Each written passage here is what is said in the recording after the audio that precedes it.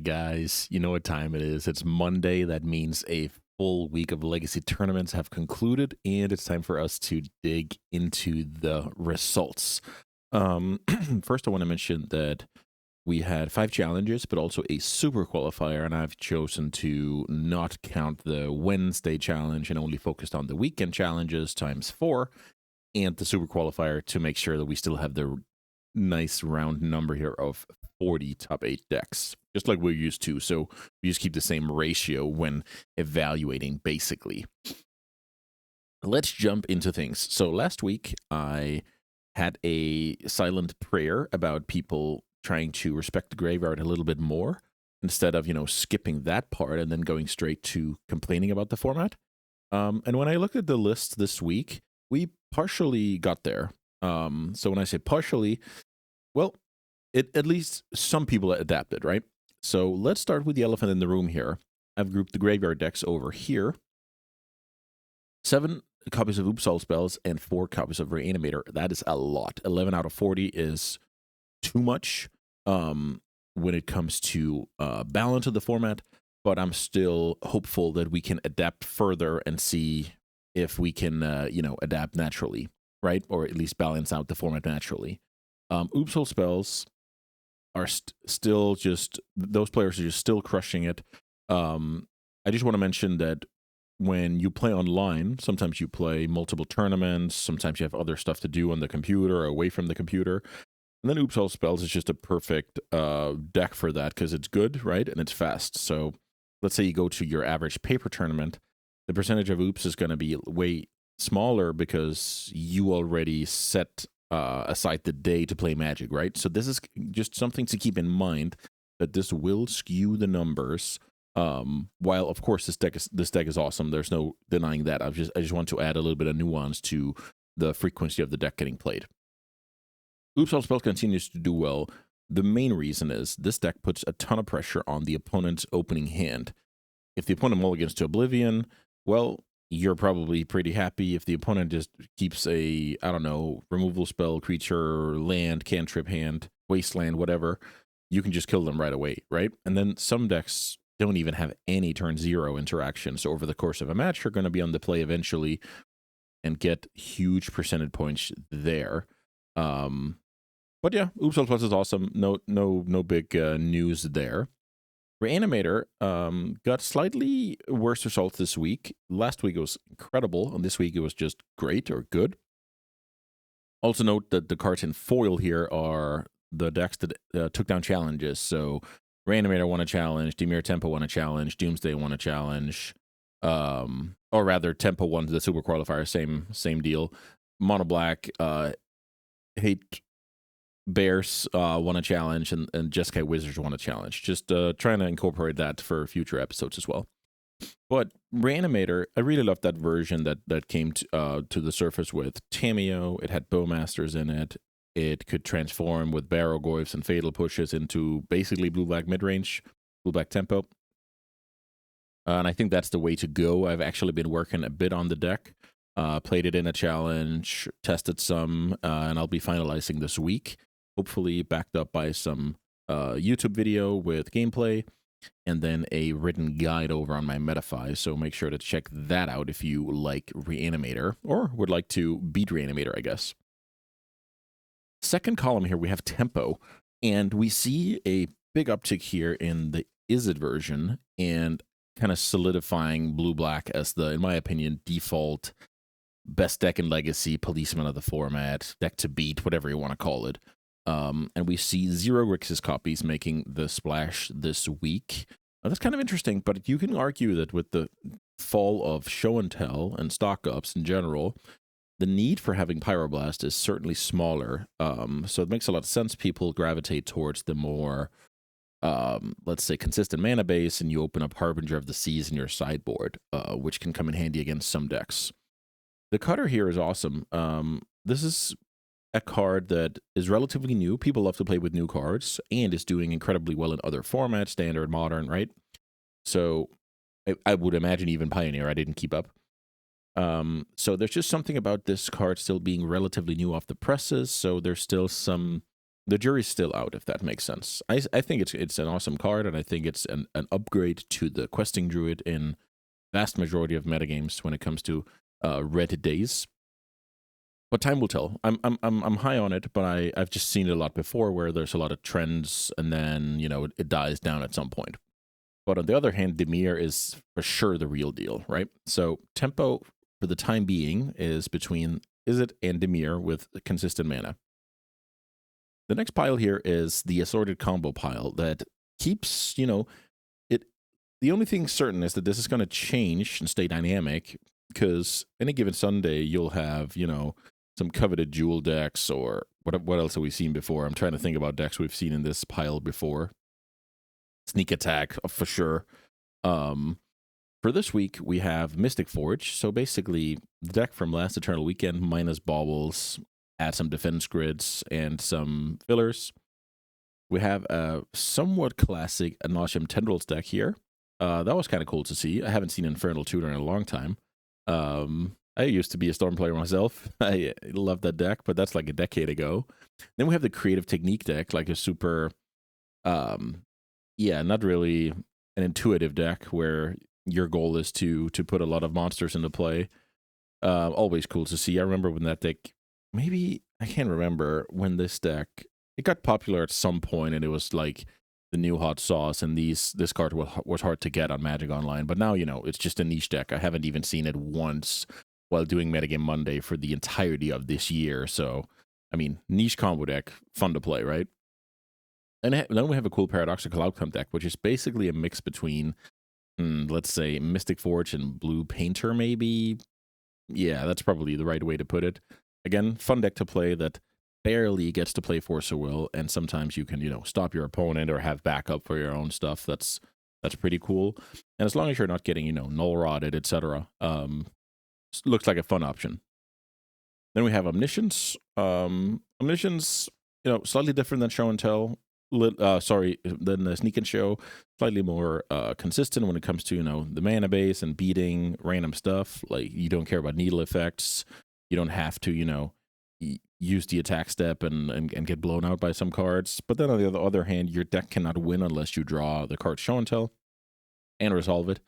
So there's some issues there for sure. Stock up for sure. Big upgrade to archetypes like that. Then my friend Neville Shoot on YouTube, look him up. Won a challenge with Doomsday, and that was awesome to see. Always love to see these players devoting so much time to a specific deck and then it paying off, right? Also, for a lot of these players, they don't have a lot of time to play challenges. So for me, I can play a lot of challenges. So that also means that for Martin, my friend here, this win is worth more to him than it would have been to me, which is it's just good to think about and be a little bit humble when it comes to stuff like that. Where for this person, this was very special. So sometimes you have to put yourself in other shoes and take it from there. So congratulations, and you should definitely check out his content.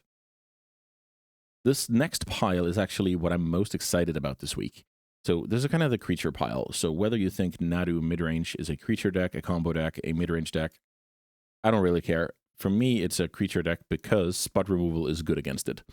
That's kind of what I think is reasonable to sort it by.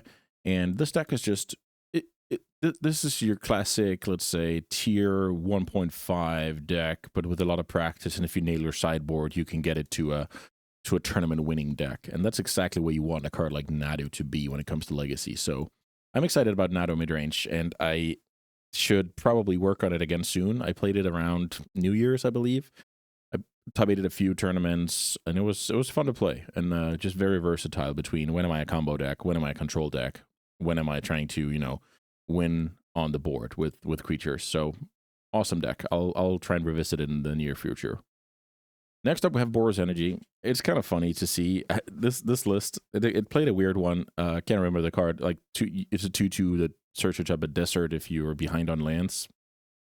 That seemed a bit random. But yeah, the shell is powerful. Your main problem is going to be this pile over here with the various combo decks. That's going to be very hard to deal with. But yeah, if you play against a lot of tempo not mirrors, but tempo matchups where, you know, the board state matters and who's ahead and you grind a little bit of value and overwhelm your opponent, yeah, energy seems good. Now we get into the exciting stuff from my point of view. So we have some Cradle Control decks here, and that is exactly what I wanted last week when I said, guys, play in your main day graveyard hate that are, you know, serviceable cards in the deck. The Incidental splash damage.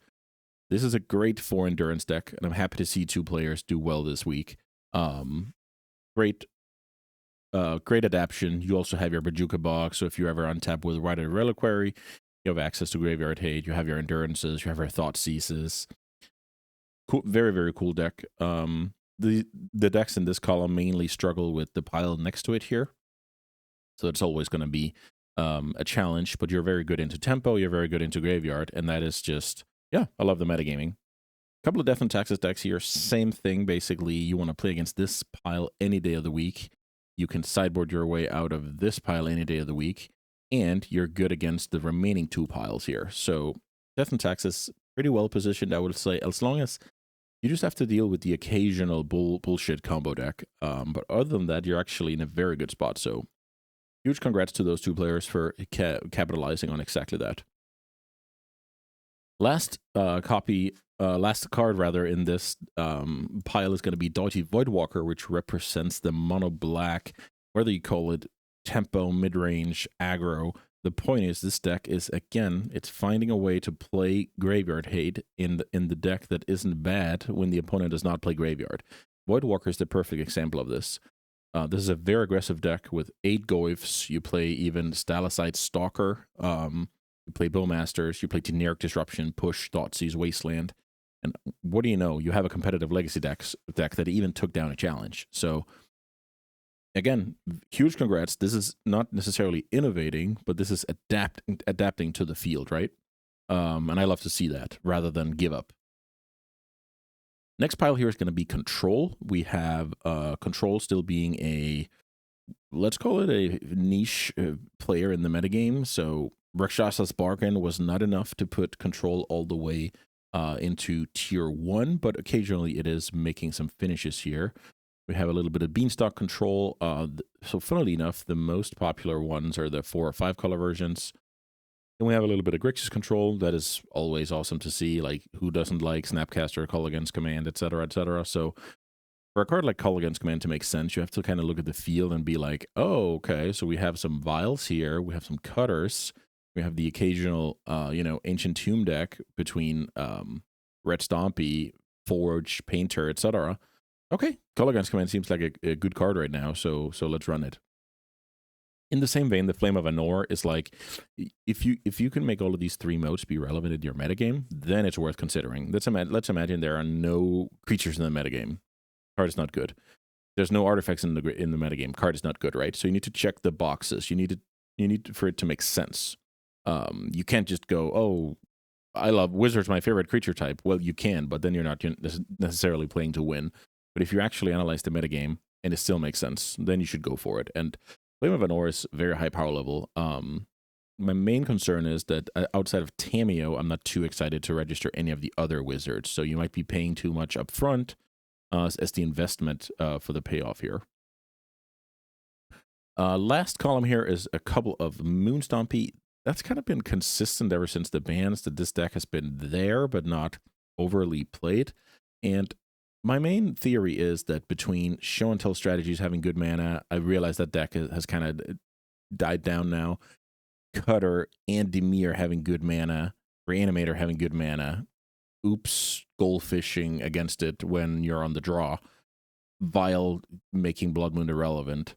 Like, when you should look at Blood Moon as a kind of like Flame of Anor or Call Against Command. Same with Chalice of the Void. You need to look across the field and see how many free wins are we getting, or how many boxes are we checking with registering this card. And right now, not that many, to be honest. And that's kind of a problem, that if these tempo decks get to fetch out their basic, somebody gets to land an Aether Vial, fetch your forest out of this deck, fetch your forest out of this deck, but good mana base out of the Jeskai deck.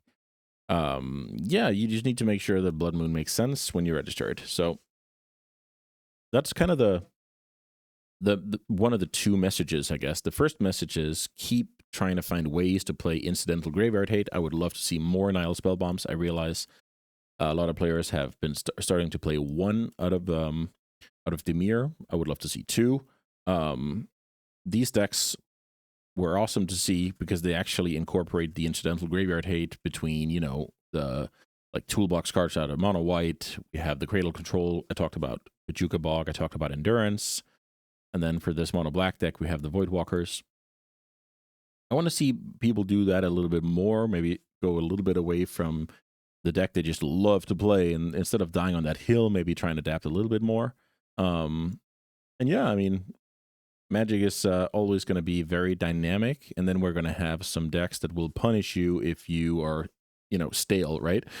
That is also part of my motivation to make this content every Monday, that maybe I can just inspire like a handful of people to change up the sideboard a little bit, change up their mulligan decision a little bit, do a little bit more research, and maybe, you know, just evolve your game and evolve your 75 to beat the field. But yeah, I'm not going to hold you guys too much longer. Last message I want to mention is that the Eco Cup Legacy 3.0 just kicked off, so I'll probably do a video on the metagame for that tournament. I'm pretty excited. It's usually very blue heavy, mainly because of, you know, members of my Metafy are generally interested in the blue decks because that's what I like to play the most. So yeah, definitely keep an eye out for that one. So I'll be working on Reanimator, and I will be providing a metagame video on the cup, and that's what you guys can expect this week on YouTube. So I hope you guys have an amazing Monday, and let me know in the comments if I'm way off, and I will consider responding. Have a nice day.